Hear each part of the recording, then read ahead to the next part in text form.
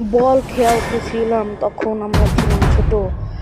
2026 সাল। তখনই খেলতে খেলতে বলটা চলে যায় একটি বাংলোর ভিতর। বলটার খোঁজে আমরা চলে যাই সেই বাংলোর ভিতর। বল খোঁজ করার পরও বাংলোর কোনোখানেই বল পাই না। তখন আমরা খুঁজে পাই একটি দরজা, যেখানে আমরা দরজার বাইরে চলে যাই। বলটা ছোঁয়ার মাত্রই আমরা অদৃশ্য হয়ে যাই।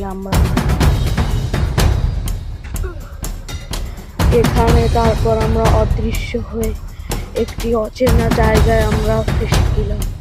তখন থেকেই আমরা দুজনে এই জায়গাটায় বন্দি হয়ে গেলাম এবং আমরা দুজনে জায়গাটার নাম দিলাম রহস্য।